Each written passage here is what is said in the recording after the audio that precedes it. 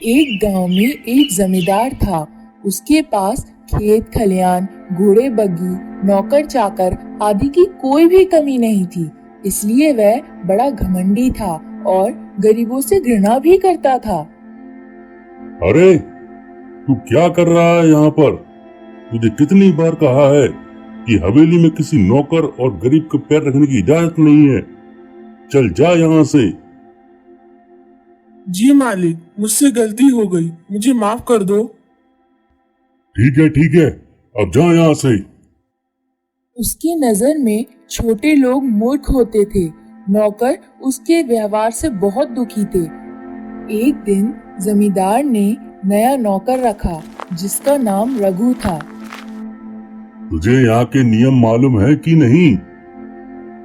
जी हुजूर, मालूम है। हाँ, तो यह नियम से ही चलना, वरना समझ जाओ। जी हुजूर। जो उसे जमींदार की सच्चाई मालूम पड़ी तो उसे बहुत दुख हुआ। क्या हुआ भैया, सुन ली मालिक की बात? तभी तो हम लोग भी ढंग से काम नहीं करते, बस टाइम पास कर रहे हैं। ठीक ढंग से काम ना करके तो मालिक का नहीं, अपना ही नुकसान करते हो। हमें मालिक को सही रास्ते पर लाना होगा।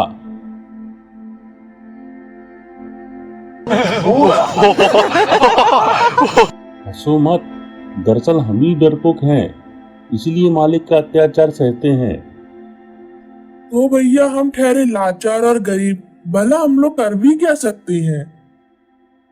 जिस मालिक के विषय में तुम लोगों का कहना है कि वह तुमसे नफरत करता है, अगर तुम कहो तो मैं अपनी चतुराई से भी उसी मालिक के साथ बैठकर खाना खा के दिखा सकता हूँ। क्यों हवा में तीर छोड़ रहे हो? अगर तुम्हें विश्वास नहीं होता तो लगाओ शर्त।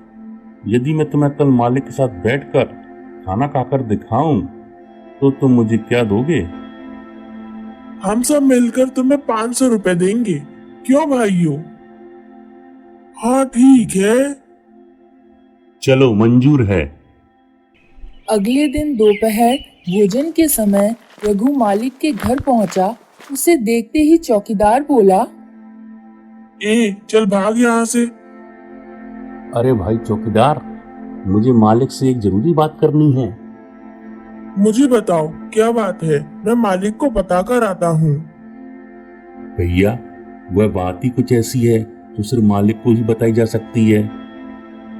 तुमको मालूम है ना कि छोटे लोगों को हवेली में घुसने की इजाजत नहीं है। अगर तुमने मुझे मालिक से नहीं मिलने दिया तो सोच लो, हानि और लाभ की जिम्मेदार भी तुम ही होगे। यह सुनकर चौकीदार डर गया और फिर जल्दी से मालिक के पास गया और थोड़ी देर बाद फिर लौटकर बोला, चलो भैया, तुम्हें मालिक बुला रहे हैं। रघु अंदर गया तो मालिक ने उससे पूछा। क्यों रघु, क्या बात है? मालिक आंगन में ही एक शानदार कुर्सी पर बैठा था। रघु ने हिचकिचाते हुए चौकीदार की तरफ देखा तो हिचकिचाओ मत, ये अपना ही आदमी है। बोलो क्या बात है? मगर क्षमा करें मालिक, दरअसल। रघु पुनः हिचकिचाया तो जमींदार ने चौकीदार को बाहर जाने का संकेत दिया। चौकीदार के जाने के बाद जमींदार ने कहा, अब बोलो, क्या कहना चाहते हो? रघु आगे बढ़कर जमींदार की कुर्सी के निकट बैठ गया और फिर उसने कोठी के आसपास ऊंचे पेड़ों पर बैठे अपने साथियों पर नजर डाली और बोला, मैं आंगन तक आने की माफी चाहता हूँ मालिक। दरअसल मैं जानना चाहता हूँ कि एक मटका भर हीरे मोतियों की कीमत क्या होगी। मटका भर हीरे मोती? क्या कहना चाहते हो? मालिक, मैं जानना चाहता हूँ कि एक मटका भरे हीरे मोतियों की कीमत क्या होगी। जमींदार को लगा कि शायद इसे कहीं गड़ा हुआ खजाना मिल गया है। क्यों ना मैं इसे 1500 देकर हीरे मोतियों से भरा हुआ मटका ले लूं। पर यह सब तुम क्यों पूछ रहे हो? क्या बात है, सच सच बताओ। रघु तुरंत खड़ा हो गया और बोला, मालिक, अगर आपको नहीं मालूम है तो कोई बात नहीं, मैं बाजार जाकर किसी जोहरी से पूछ लूंगा। मैं तो यह सोचकर आया था आपके पास कि शायद आपको मालूम होगा। खैर कोई बात नहीं, मुझे तेज भूख लगी है, पहले घर जाकर खाना खाऊंगा, फिर बाजार जाऊंगा। मामला हाथ से निकलते देख जमींदार तुरंत बोला। अरे रघु, इतनी जल्दी भी क्या है? अरे भूख लगी है तो यही खाना खा लो। मैं अभी तेरे लिए बढ़िया खाना मंगाता हूँ यहीं पर। यह कहकर जमींदार ने नौकरों को खाना लाने को कहा, क्योंकि जमींदार लालच में अंधा हो गया था। उसे तो अब केवल हीरे मोतियों का भरा मटका ही दिखाई दे रहा था और तुरंत खाना लग गया और मेज के एक कोने पर जमींदार बैठा और दूसरी ओर रघु। दोनों खाना खाने लगे। खाना स्वादिष्ट था। बहुत स्वादिष्ट भोजन है मालिक, हम गरीब तो ऐसे भोजन के लिए तरसते हैं। आप बड़े दयालु हो मालिक। जमींदार उतावला होकर बोला। वह सब तो ठीक है, तू उस मटके की बात बता। तू ऐसा कर कि वह मटका मुझे लाकर दे दे, मैं तुझे 500 रुपए दे दूंगा। नहीं नहीं मालिक, वह मटका। अरे 1000 ले लेना, बस अब जा और मटका ले आ। आप मेरी बात तो सुनो मालिक, वह मटका। अब जमींदार थोड़ा सख्ती से बोला। देख, अगर अब भी तुझे पैसे कम लग रहे हैं तो मैं 2000 दे दूंगा। अब बिना कुछ कहे जा और मटका ले आ। आप गलत समझ रहे हैं मालिक, मेरे पास तो ऐसा कोई मटका ही नहीं है। मालिक, मैं तो बस यूं ही जानना चाहता था कि यदि किसी के पास मटका भरे हीरे मोती हो तो वह कितना अमीर होगा। रघु ने भोलेपन से उत्तर दिया।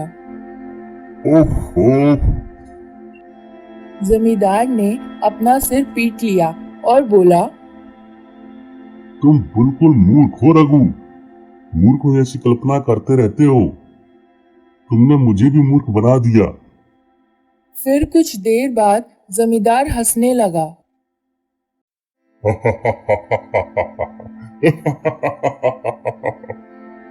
मालिक, हम गरीबों की भी कुछ इच्छाएं होती हैं, जैसे आप बड़े लोगों की होती हैं। दरअसल आपके व्यवहार से हम सभी भयभीत रहते हैं, लेकिन कल हम लोगों में शर्त लगी और मैंने बाकी लोगों से कहा कि मैं अपनी चतुराई से मालिक के घर में दाखिल भी होऊंगा और उनके साथ खाना भी खाऊंगा। इस प्रकार रघु ने जमींदार को पूरी बात बता दी। रघु की बुद्धि देखकर जमींदार प्रसन्न होकर बोला। रघु, आज तुमने मेरी आंखें खोल दी। मैं तो यही समझता था कि संसार में हम जैसे पैसे वाले ही बुद्धिमान होते हैं। मैं तुमसे प्रसन्न हूँ रघु। तुम शर्त तो जीते ही हो, मेरी तरफ से इनाम के हकदार भी हो। यह लो 500 रुपए, मेरी तरफ से यह तुम्हारी चतुराई का इनाम है। मालिक, हम तो आपके सेवक हैं, हमें इनाम नहीं आपकी कृपा चाहिए। आप यदि हम पर मेहरबानी ही करना चाहते हैं तो यह करो कि हमारे बच्चों के लिए स्कूल खुलवा दो, ताकि वे भी पढ़ लिख कर अपना जीवन सुधार सकें। रघु की समझदारी वाली बात सुनकर जमींदार ने उसी गांव में पाठशाला और एक छोटा सा अस्पताल बनवाने की घोषणा कर दी। उसी दिन से जमींदार का व्यवहार बदल गया। इस कहानी से हमें यह शिक्षा मिलती है कि बुद्धि से किसी को उचित मार्ग पर लाया जा सकता है।